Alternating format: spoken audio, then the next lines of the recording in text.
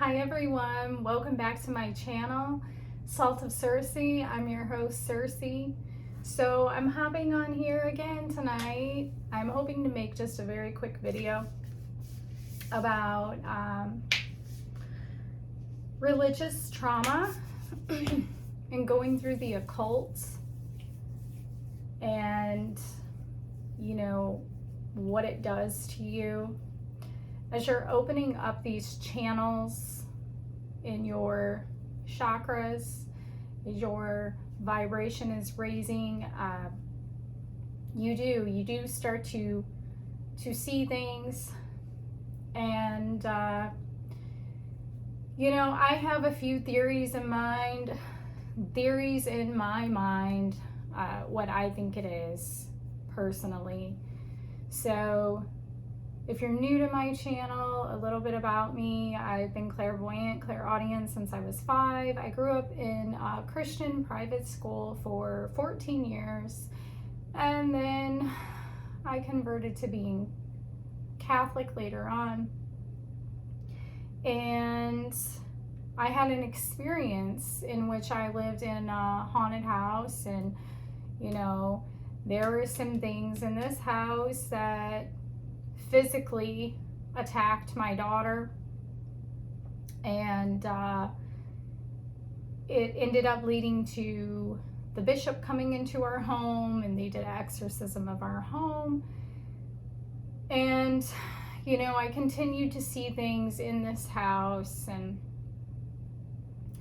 they had me, I remember, I wish I still had the prayers. My ex-husband threw them away. I wish I had the prayers still, but it said something along the lines of, one thing they asked me was, are you in the occult? I didn't even know what the occult was. And then they told me that I should not be able to astral project, that was demonic. And I'm like, I've been able to do that since I was a kid, And then they told me I should not be able to see things. And with that being said, they had me say something along the lines of closing off the quarters, which I didn't even know really what the quarter calls were. I had heard of it off movies, but I didn't know what it was or how to do it. And anyway, yeah. So you guys like my coaster? Isn't that cool? For my coffee. It's got all the angels and their symbols. Anyway, okay. With that being said, they would have us say this particular prayer every day and tell it to get out of the house. And then I still kept seeing stuff in the house. All it did was piss it off, and it actually made things worse. So the ending wasn't happy. And with that being said, years later, here I am. I'm going back. This happened 12 years ago. So it's been a long time. And anyway, I'm going to say, if I knew now, or if I knew then what I know now, I would not have needed to call them. I would have been able to take care of things myself. I can't quote any books right now. My mind is in overload with what I'm learning in Temple of Witchcraft, but I will tell you, that's what existed a long time ago, was magicians. It wasn't priests, it was magicians. And like Solomon was a magician and an exorcist. And yes, there are malevolent forces out there. I think we gravitate automatically when we see something scary, we automatically call it a demon. Maybe it's not. Or like when I reached out to Lee Johnson recently in regards, he's a YouTuber, Left Hand Path on YouTube. And I asked him why Left Hand Path, and I'm like, demons are not pleasant to deal with. And I told him my situation, with my husband and the Leviathan story. And he said, it sounds like an imposter spirit of some sort. It could have been. It very well could have been. And that's the thing. There's so much in the astral realm. You could have a variety of things. It's either the dead and they haven't moved on, our thought forms creating egregores. It could be the dead creating things as well. It can be demons, and it could be demons. I mean demons, devils. But then you got like the primordial gods, and they're on both sides of the tree. They are on both sides of the tree, and all the darkness and all the light exist within all of us. From what I've seen in my personal experiences, raising in vibration, I think we have automatically, coming into this world, in this life, or whatever life, we are collectively made up of demons and angels. I think they are in our psyche. I think they're part of our archetypes. And I think we can call in different energies and different archetypes of these energies to embody us and become them for whatever we're trying to do. And now, do I think there's stuff outside of that? I think naturally we have a collective amount of archetypes when we come into the world, and I think there's other ones outside of us that we are not, or not a part of us. Maybe they're a part of somebody else, but in the whole grand scheme of things, it's all a part. Like, we're a part of all of it. We are a part of all of it. We are all connected. We are all divinely connected. And it's difficult with the religious trauma, seeing, like, when I kept seeing the cross, and then eventually I was, shown the cross was never the cross. It was always the Ankh. The Ankh was the original.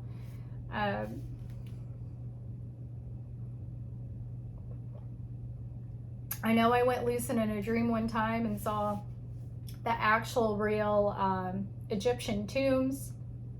I know not too much about the Egyptian gods and goddesses. I love the Greek pantheon, the Titans and stuff like that. I'm very drawn to them. But the Egyptians have made their presence known in my life. They have made their presence known in my dreams, of what I keep track of. And I went lucid in this dream and I was walking around. It was like a gymnasium of some sort, like a storage house, but it was very nice how it looked, almost like a really fancy museum, but it was a storehouse. And it was well lit, and what I was seeing was the original tombs, like mummy, like that the gods were buried in. They were actually the size of giants. Like, the original ones were the size of actual giants. And I was so lucid in this dream that I couldn't believe. I'm like, I can't believe I'm here. and I'm like looking at the writing in these, there was like, I guess, hieroglyphs on these tombs, and they were well kept, but they were hidden to where society could not see the real ones. I was also told something in that dream. I'm not going to repeat it because it could hurt me for repeating it. But anyway, with that being said, I was shown that, and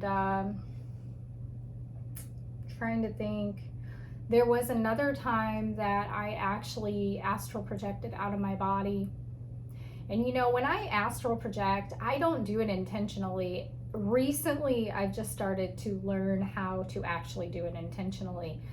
So before, it would just happen. I didn't know how to really control it. And I'm trying to learn more and more daily how to control it. So I was standing in my backyard and I looked up and saw the sun. And the sun opened up, and one of the Egyptian gods was standing in this sun, and it was the size of a giant when I saw it. And I know it had like a scepter. The god had like a scepter in its hand. I could only make out the outline. Now I'm almost 100% sure I'm right, and I almost think it was Anubis. I understand Ra's the sun god, I get that, but I'm just thinking of the outline of this god. And I've looked at Horus and I've looked at Ra, and I'm like, no, that's not the outline. The outline that I saw, I'm pretty sure, was Anubis. It had like, you know, pointy ears, like dog ears almost. And it just stood there. And it had a muscular structure, so that's how I know it was, you know, male, masculine. And the sun closed, and then the sun disappeared, and then the eye of Horus appeared in the sky. And then yeah, that was the end of it. And that was, I was wearing my first Moldavite necklace when that happened. I was like relaxing on my bed and just trying to, like, you know, meditate. And for some reason, when I meditate, I go so deep, I project. And yeah, it was really wild. But yeah, there is a lot of religious trauma I continue to get over. You know, I was also taught, you know, going through school and from what I've seen and experienced, yeah, our thoughts too are creating beings. And if you have so much hatred and anger towards a specific person or situation, you're going to create like something. And not only that, pendulums, you know, that is mentioned in reality transfer, you're going to create like more energy around this, and it's just going to keep feeding. It's just going to keep feeding it, and you don't want to do that. It's just, it never ends well.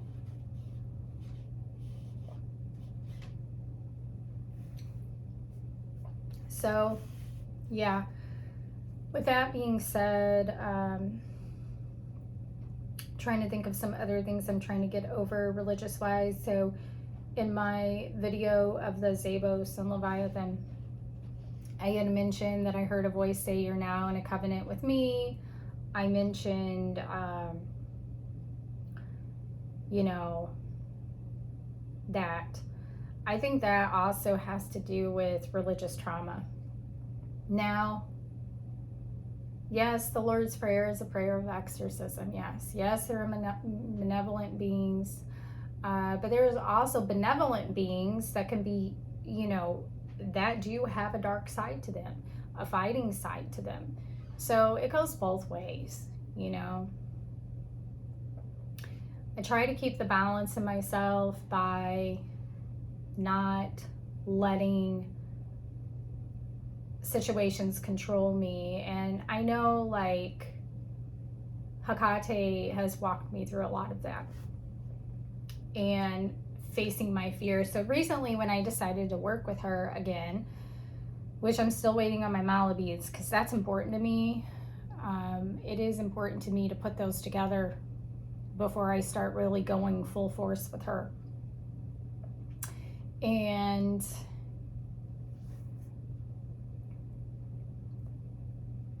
there was a dream I had with her. There were a few. And one in particular was a very scary one.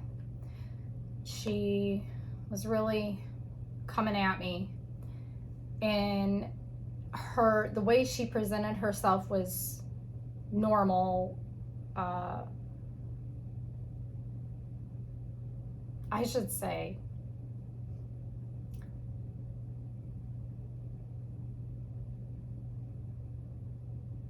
non-scary.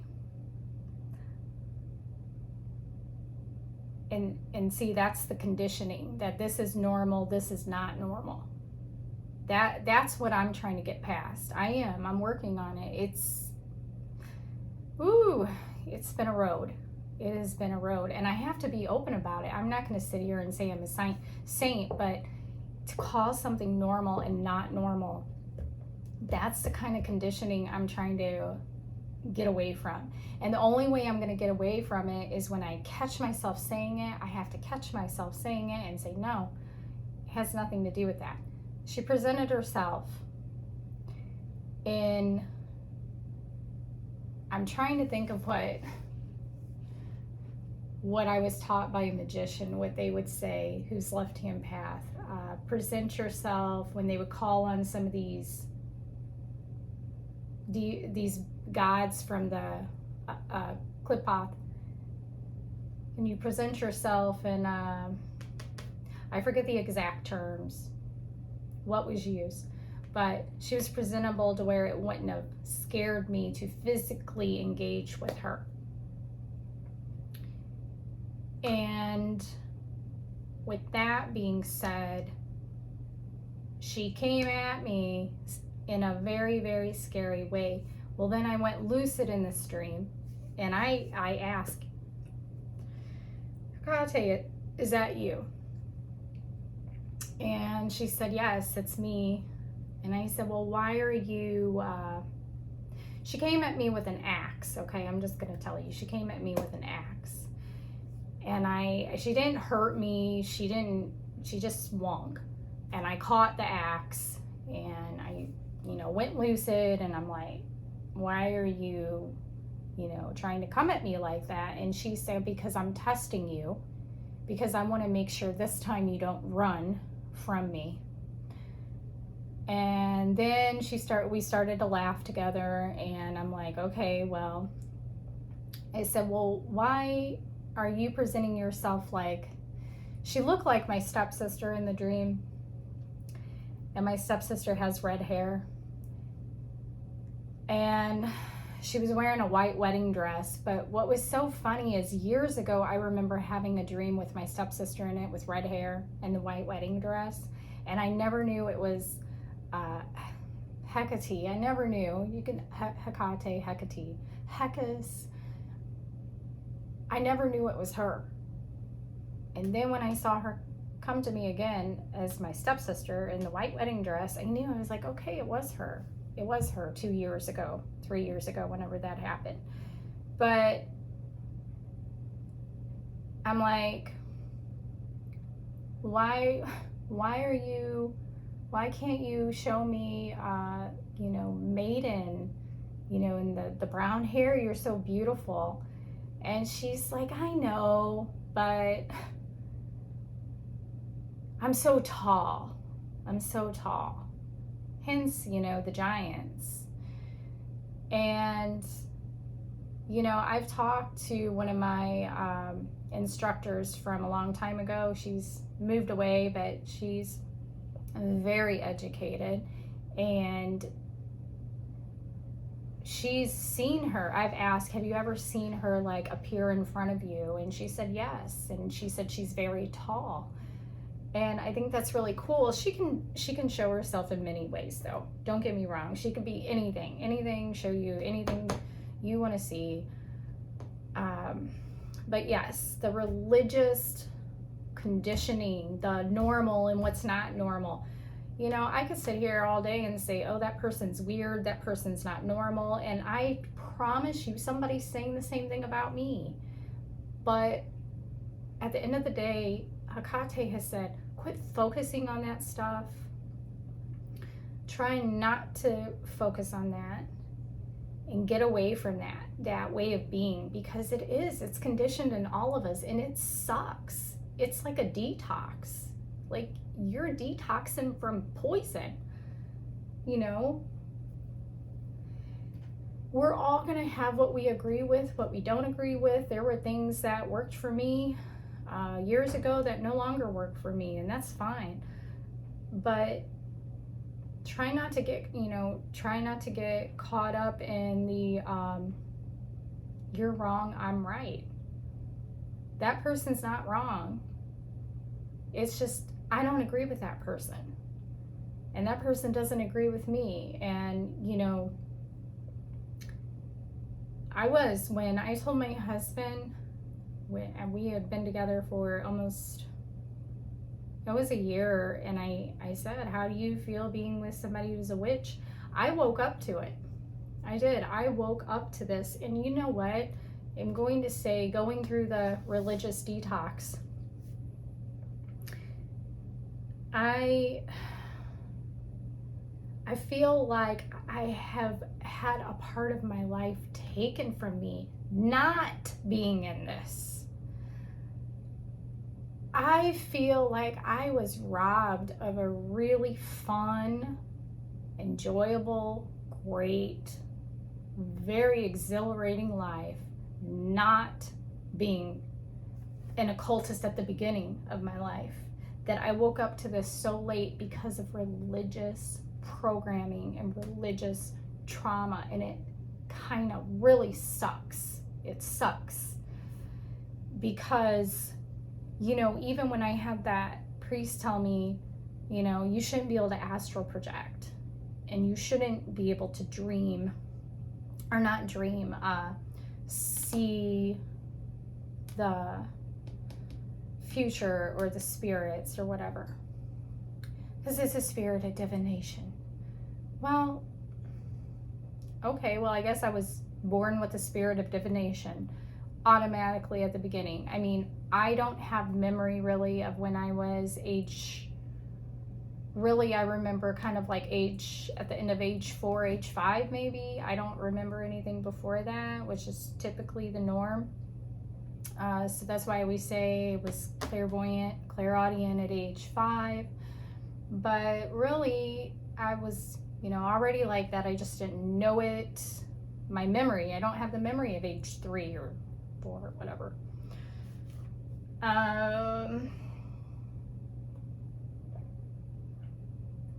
Just like when I, you know, it's funny, there was one lady, so a while back when I first got into temple, I was like, you know, I'm gonna do spells for people. And I remember one particular lady, my psychic referred her to me. And I remember her saying, oh no, I don't do things like that. It's really bad. And, you know, I'm Catholic, and that's okay. That's fine. I was like, okay. Until she actually wanted me to do a spell to break up a marriage. Now let's go back to this. She's Catholic. To break up a marriage because she was having an online affair with this guy who was married and wanted me to break up the marriage. So I have a moral compass. We all do, of what we think is wrong and what we think is right. We all do. It's just human nature. We all do. And I'm not really, especially for working with Hera, who would smack my hand. Yeah, I'm not going to be breaking up anybody's marriage. But the way I worded the intention was, if this man, because really, genuinely, you're already doing something that your wife probably doesn't want you doing. And if you genuinely do love this person and you really hate your wife, then it probably would be best to just move on. And the way I worded it was, if this person really loves this person, let it happen, you know? And it never did. And I told her I wouldn't do it again, because it's, you know, that's another thing. I had to create a boundary, like, okay, how am I trying to represent myself? There's some out there, they'll do anything, and that's fine. It's just not me. And then I got to thinking, I don't want to do spells for people. For one, it takes a lot of energy, and if you're doing a ritual, that's a lot of work. It is. It's a lot of work to write up, to plan out, and it takes a lot of energy. Also, the person may not be being very honest, you know. With that being said, I chose to say, hey, if you want one done, I will set up how you can do it for yourself. I don't mind doing that, but I'm not going to be doing it for somebody else. And I feel more comfortable going that route, you know, because at the end of the day, excuse me, how do you really know the person's even doing it? I mean, you don't. You really don't. So, yeah, I'm still getting over the religious trauma. It's getting less and less. One thing that I've been really fearful of is actually pursuing and truly going full force with the Sorcery of Hecate by Jason Miller. Because, yeah, I have acknowledged I have a fear of, am I going to be taken over? I know, it's terrible. Like, I am really working past this. It's so ridiculous, damn it. It is. It is ridiculous. 14 damn years in a Christian private school, we had that drilled into our head. We couldn't even go on to the next grade unless we got a B in Bible class. It didn't matter if you had A's and everything else. If you didn't have a B or higher in Bible class, you didn't even get to go to the next grade. You weren't allowed. And my parents aren't even religious. They sent me to the private school, which I do appreciate it. I do appreciate it. They sent me to the private school because we lived in the city, and, you know, the public schools in the city of St. Louis are, you know, there's a lot of fights and violence in a lot of them. So they sent me to the private school, and that's fine. But there's trauma I'm getting over from that. And with Sorcery of Hecate, he teaches you to, you know, when people reference Hecate as mother, that is one way. There's another way. You can work with her as mother, or you can work with her as lover, okay? Lover. And not in a, you know, intimate way. Lover as in we are equals, and you become one. You become one with her. And, you know, when he talks during his course about how you will start seeing flashes of her in front of you. So I really want to kind of like just go for it and get over the fear of it, you know, and not be so afraid. Like, face the fear. Also, trying to think of what else I was going to say. Oh, there was one time when I saw this like black shadow spider looking thing. Black shadows, if you ever see a shadow person, they can, you know, come to you in a figure. It can be a blob, a mist, an orb. It can be, they can crawl on walls. It does not mean that it's a particular god or goddess. It doesn't always necessarily mean it's a demon or devil. It could be the dead, and it's somebody who's not great and, you know, lost soul, and they can appear like that. So with that being said, I woke up that night. Again, I sleep with my lamp on, so I know that I'm seeing it. And I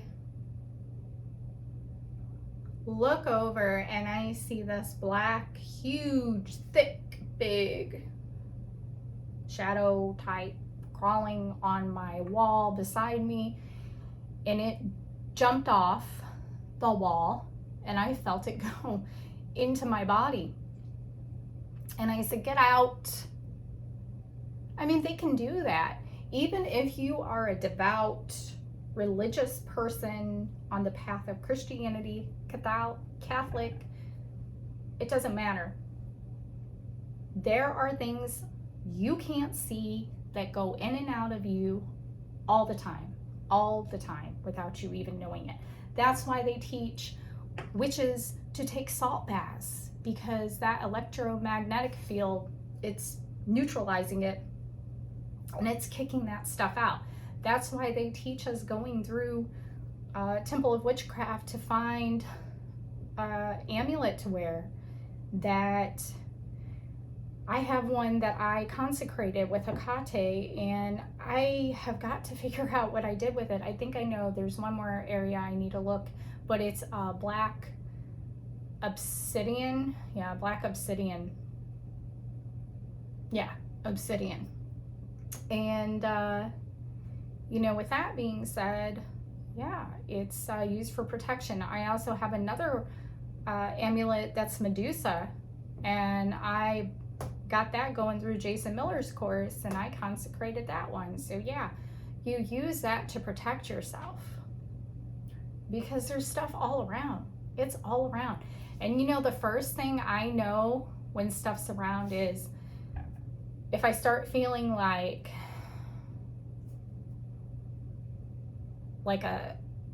maybe a stabbing pain possibly in my body, or my mood changes. I pay attention to my thoughts a lot, and dreams. That's the big one, because if I start having nightmares, I know for sure something's around. I pay attention to that. What else? And you know, sometimes I just know, like I can feel it. I pay attention to how my cats act. I have 2 cats, and I pay attention to how they act. So that's another way I know. But yeah, you know, you're going into the occult. You're going to see stuff. You are, because you're working with different energies, and there's all sorts of stuff coming to you. I've had, you know, angels come to me, or light beings, or whatever. I've even encountered aliens. Yes, aliens. I have encountered them a few times. And, you know, it just, you really got to get over the fear of that stuff. And it just, yeah, and the religious trauma, it's a work in progress. I have not given up on myself. I know at the end of Temple of Witchcraft Year 4, I almost bailed out. I was telling one of my high priestess, I told her, I said, you know, I'm thinking of quitting and going back to being Catholic. I almost quit. I was seeing a lot of stuff. It was my biggest awakening moment, you could say. And I almost bailed. And, you know, this was during the time I took Raja Khandri's Kundalini code. And he even said, you're going to see demons show up eventually. You will see them. And what they're trying to tell you is it's you. It's you. Not saying that there's stuff not outside of that, but a lot of it is you. Waking up. Not always, not 100% is what I'm trying to say, but a lot of it is you, your fears, your shadow self. You're integrating it, and yeah, there's a lot to get over. So anyway, I got this book called Dark Academia, and it's got all these cool quotes in it, and I think I'm just gonna start reading one. Maybe at the end of every video, just until I read. I love learning. I have so many books, but I love reading stuff, different stuff. So I'm just going to pick something in here to read off. It says, beauty is terror, whatever we call beautiful, we quiver before it, and what could be more terrifying and beautiful to souls like the Greeks or our own than to lose control completely, to throw off the chains of being for an instant, to shatter the accident of our mortal selves. And this is by Donna Tartt, The Secret History. So yeah, I love stuff like this. This stuff is really cool to me. All right, well, that's it. That's all I wanted to say. And to those of you healing from religious trauma, I wish you the best, because you are not the only ones on this journey. And if you guys have any comments to make, that would be great to hear from you. So until next time, I will see you later. Have a great night. Take care. Bye.